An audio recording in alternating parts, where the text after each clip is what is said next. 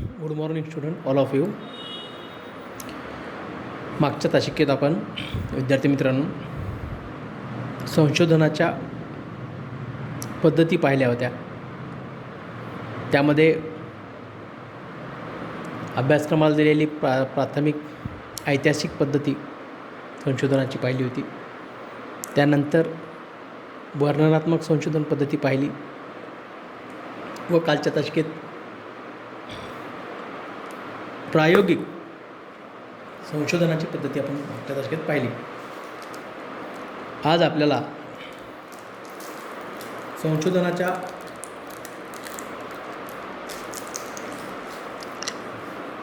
पद्धती पाहून झाल्यानंतर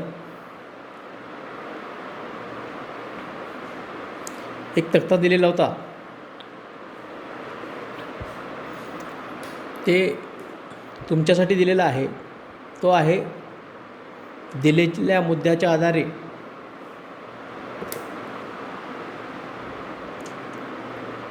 विविध संशोधन पद्धतीची तुलना करा.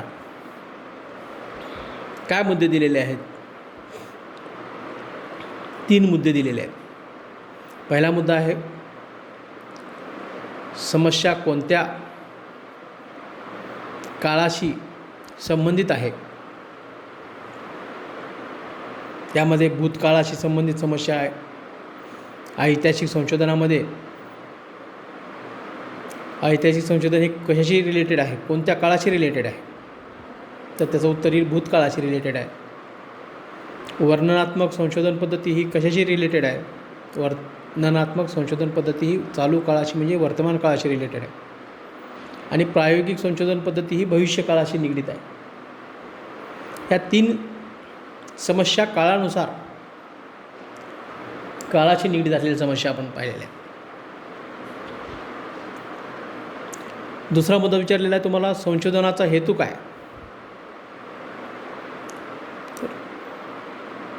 इतिहासाचा आढावा घेऊन, इतिहासाची ओळख घेऊन चालू समस्या सोडवणे हा याचा हेतू असतो. वर्तमान काळाचा आढावा घेऊन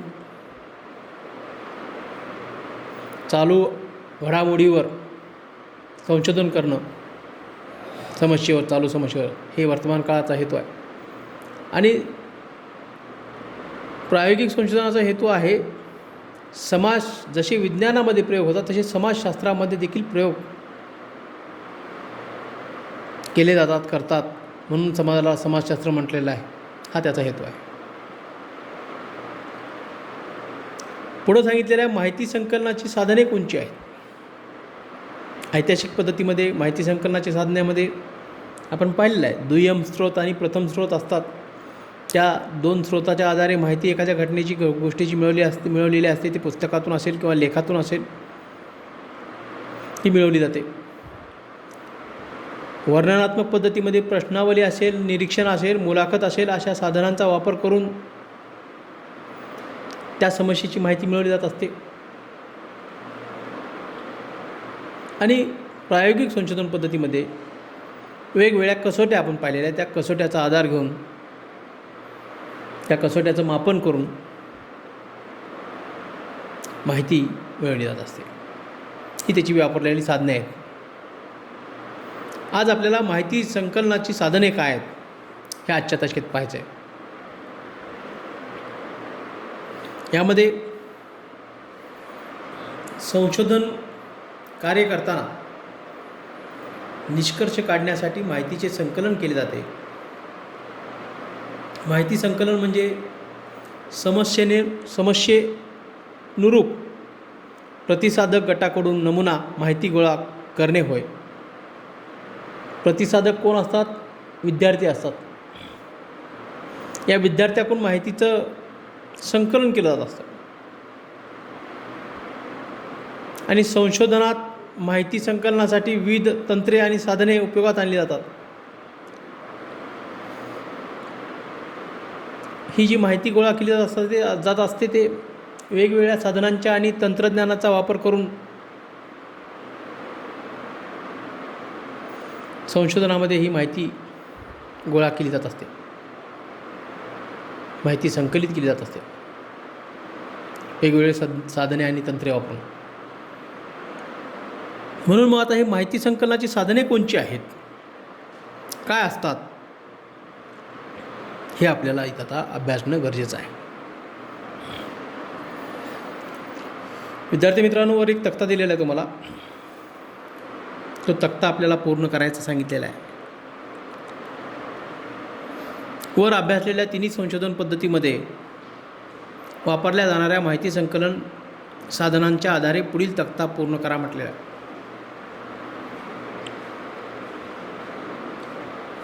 आता ही प्रश्नावली जे माहिती संकलनाची साधने आहेत त्यामध्ये प्रश्नावली आहे, पदनिश्चयन श्रेणी आहे, मतावली आहे, पडताळा सूची आहे. आता वरीलपैकी अधिक प्रमाणात वापरल्या जाणाऱ्या माहिती संकलनाची साधनाविषयी माहिती आपण पाहणार आहोत. त्यामध्ये सर्वात जास्त वापरलं जाणारं साधन आहे ते म्हणजे प्रश्नावली.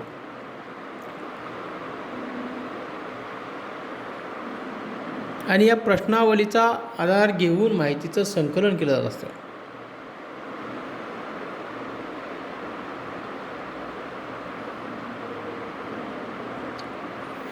आता या प्रश्नावलीचा वापर करूनच आपण वर्णनात्मक पद्धतीचं संशोधन करतो. पदनिश्चयन श्रेणी असेल याचा वापर करतो. मतावल्याच्या माध्यमातून प्रायोगिक पद्धतीचा हे होतो. पडताळा सूचीचा वापर करून, कसोट्याचा वापर करून प्रायोगिक पद्धती आपण पूर्ण करतो. त्यामध्ये पहिलं साधन दिलेलं आहे ते म्हणजे प्रश्नावली. ते आपण प्रश्नावली आज आपण पाहणार आहोत. विद्यार्थी मित्रांनो, संशोधनामध्ये माहिती गोळा करण्यासाठी सर्वात अधिक वापरलं जाणारं साधन म्हणजे प्रश्नावली आहे. यामध्ये प्रतिसादकांच्या मनात शिरकाव करून त्याच्याजवळ असलेली माहिती, आवडीनिवडी, मूल्य व विचार, त्यांचे खाजगी स्वरूपाचे भूतकालीन अनुभव, मत, समस्या, ज्यांच्या वर्तमानास कारणीभूत असलेल्या प्रेरणा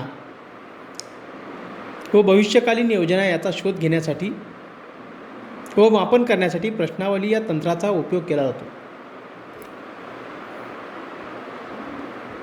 ती विद्यार्थ्याला दिली जात असते, म्हणजे प्रतिसादकाला दिली जात असते आणि त्या प्रतिसादकाचं मत जाणून त्या माध्यमातून घेतलं जात असतं. प्रश्नावली म्हणजे प्रश्नांची उत्तरे प्राप्त करून घेण्याची पद्धत असून तिच्यात प्रश्नांचा संचय असतो. अनेक प्रश्न एकत्र केलेला असतो आणि म्हणून त्याला प्रश्नांचा संचय असतो असं म्हणतो. व प्रतिसादक स्वतः ती माहिती भरत असतो. प्रश्नावली म्हणजे विविध व्यक्तींना उत्तरे देण्याकरता तयार करण्यात आलेली एक प्रश्नांची तालिका असते. यात मुक्त व बद्ध प्रश्नांचा समावेश असतो.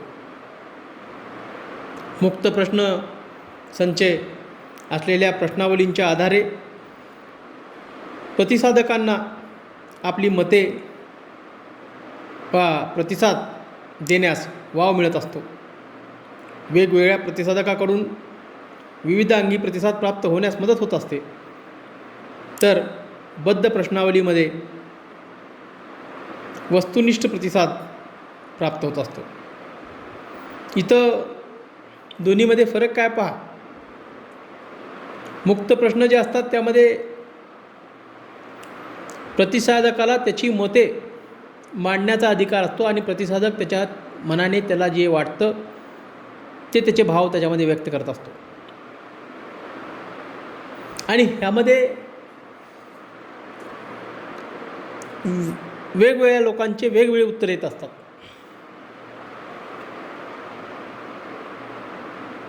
त्यांना वेगवेगळे मत मांडण्याचा वाव असतो. पण जे प्रश्न बद्ध असतात ते वस्तुनिष्ठ असतात आणि त्याचं उत्तर देखील नेमकं आणि योग्य, जे की सर्वांचं एकच असलं पाहिजे असं असतं. याला बद्ध प्रश्नावली असं म्हणतात.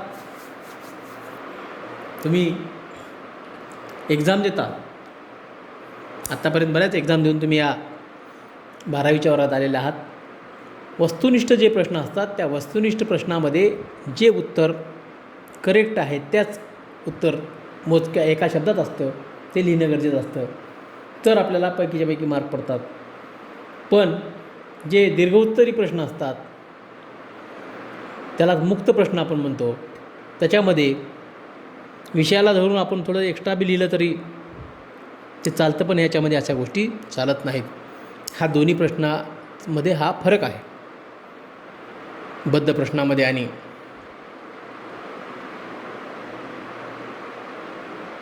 या मुक्त प्रश्नामध्ये.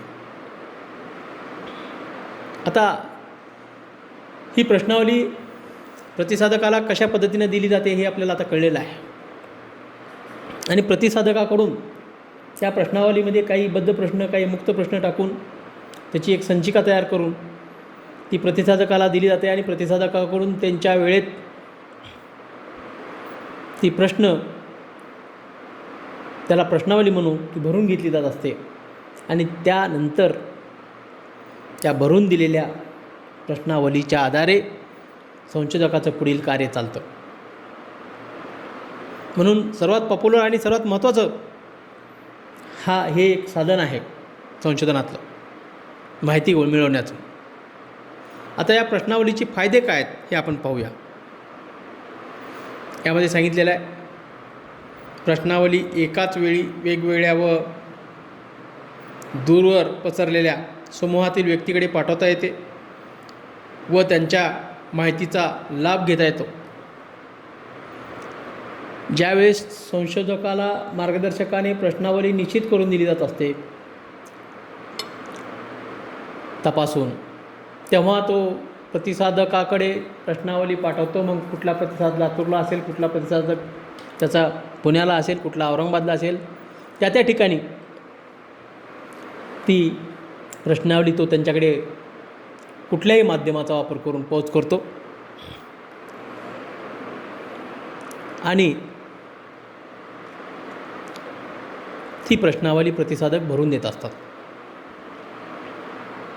म्हणजे एका वेळी अनेकांना ती पाठवता येते, एकाच वेळी अनेकाकडून ते काम करून घेता येतं. हा त्याचा फायदा आहे. दुसरा फायदा आहे, प्रतिसादकांनी दिलेल्या उत्तरांची गुप्तता राखण्याची, तसेच प्रतिसादकाच्या नावाचा उल्लेख न करण्याची खात्री संशोधकाने दिलेली असते त्याच्यामध्ये. कारण प्रतिसादकाला जर या गोष्टीची खात्री असेल तरच तो मुक्तपणाने लिहू शकतो, आपले मत मांडू शकतो. आणि म्हणून त्याने मांडलेला त्यांनी मांडलेले मतं हे गोपनीय राहिले पाहिजेत. आणि ही गोपनीय ठेवण्याची जबाबदारी संशोधकाची असते. म्हणून ही एक त्याचा महत्त्वाचा फायदा आहे. आणि त्यामुळं ते मुक्तपणे प्रश्नाची उत्तरं देऊ शकतात. तिसरा फायदा असा आहे, प्रतिसाद देताना कोणाचेही दडपण नसते. कारण ती माहिती ओपन होणार नसते, फक्त संशोधकाला कळते, म्हणून कुणाचाही त्याच्यावर दडपण नसतं, दबाव नसतो. हा एक त्याचा फायदा आहे. त्यानंतर प्रतिसाद देताना पुढचा मुद्दा आहे, विचार करून उत्तरे लिहिण्याची संधी प्राप्त होते. कारण त्या प्रतिसादकाला प्रश्नावली दिल्यानंतर प्रश्नावली त्याच्या वेळेमध्ये लिहिण्याची मुभा असते आणि त्याच्या वेळेनुसार ती लिहून घ्यायची असते. म्हणून त्याला विचार करण्याची यामध्ये मुभा मिळते, सवलत मिळते. तो एक त्याचा फायदा आहे. त्यानंतर निश्चित स्वरूपाची उत्तरे प्राप्त होतात. प्रश्नावलीच्या माध्यमातून निश्चित स्वरूपाची उत्तरे त्याला प्राप्त होतात. हा एक त्याचा आपल्याला महत्त्वाचा फायदा सांगता येतो. त्यानंतर प्रश्नावलीद्वारे विस्तृत अथवा मोठ्या क्षेत्राचे अध्ययन करणे सहज शक्य होते. विस्तृत अथवा मोठ्या क्षेत्राचे अध्ययन, एखादं क्षेत्र मोठं आहे, त्या मोठ्या क्षेत्रातच देखील अध्ययन होण्यामध्ये प्रश्नावलीची आपल्याला महत्त्वाची मदत होते, सहकार्य मिळतं. म्हणून ही एक संधी प्राप्त होते.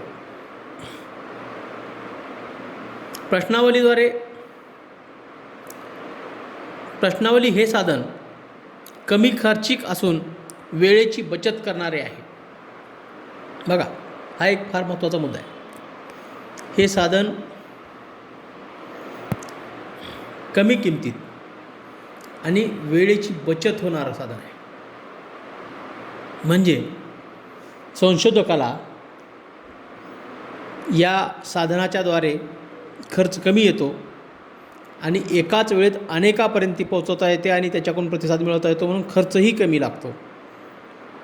वेळेमध्ये बचत होते, ही त्याचा फायदा आपल्याला सांगता येतो. म्हणून हे अतिशय पॉप्युलर आणि लोकप्रिय साधन मानलं जातं संशोधनामध्ये आणि जास्त चालणारं, जास्त उपयोगी पडणारं साधन आहे. दुसरा महत्त्वाचा पॉईंट सांगितलेला, माहिती लेखी स्वरूपात मिळाल्यामुळे पुन्हा पडताळणी करण्यासाठी प्रश्नावलीचा वापर करणे सहज शक्य होते. आता जी माहिती असते प्रतिसादकाने दिलेली, ती लेखी स्वरूपाची असते आणि ती माहिती लेखी स्वरूपाची मिळाल्यामुळे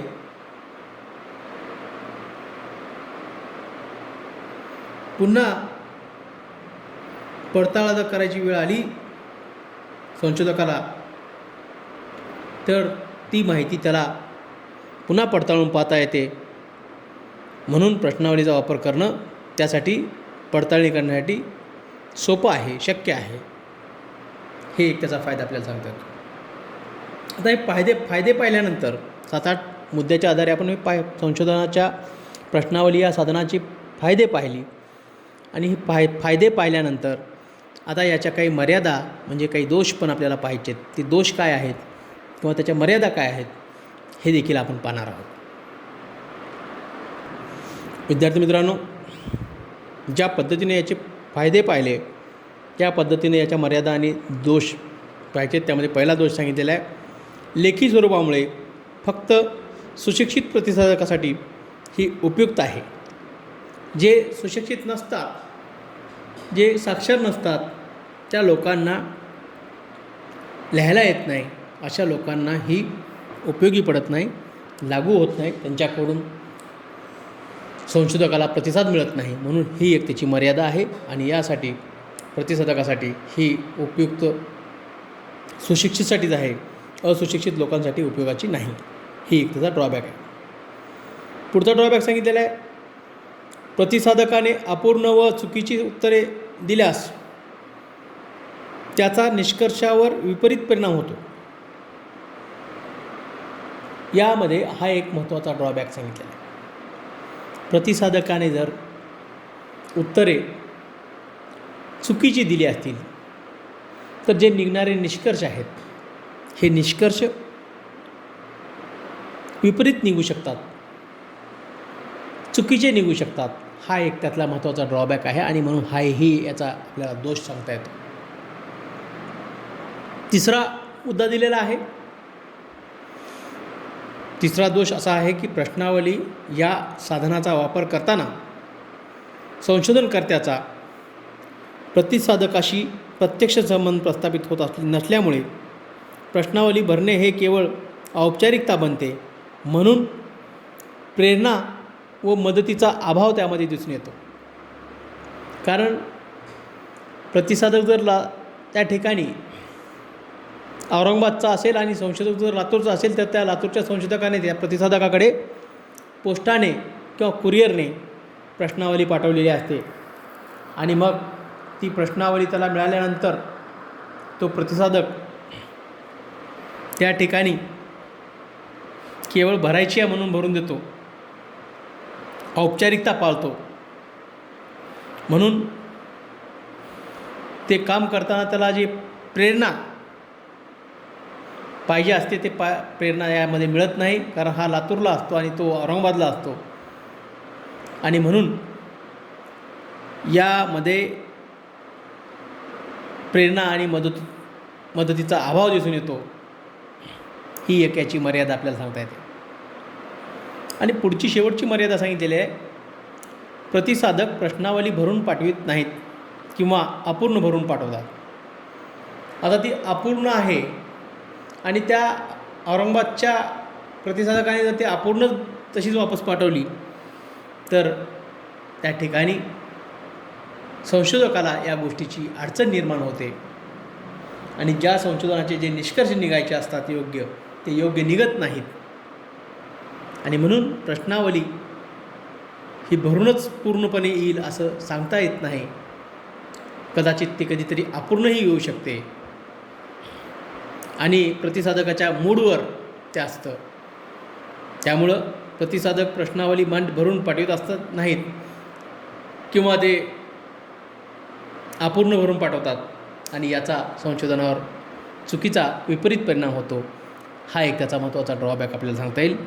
विद्यार्थी मित्रांनो, आज आपण संशोधनाची साधनं जी आहेत, संशोधनाची माहिती मिळवण्याची साधनं, त्या साधनामध्ये प्रश्नावली हे साधन आज आपण माहिती पाहिलेली आहे. त्या प्रश्नावलीचं ती कशी तयार केली जाते, त्यामध्ये मुक्त प्रश्न आणि बद्ध प्रश्न असतात. अनेक मुक्त आणि बद्ध प्रश्नांचा ती संचिका असते आणि ही संचिका तयार करून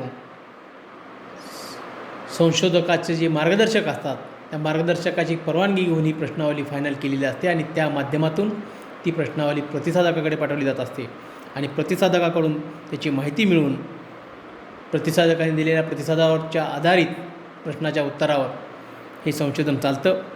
याचे फायदे आपण पाहिले, याच्या मर्यादा आपण पाहिल्या. उद्या आपण मुलाखत हे दुसरं साधन आहे, मुलाखत सूची हे आपण पुढच्या तासिकेत पाहणार आहोत. आज आपण इथंच थांबूयात. आजचा हा पॉईंट आपण पूर्णपणे पाहिलेला आहे. धन्यवाद.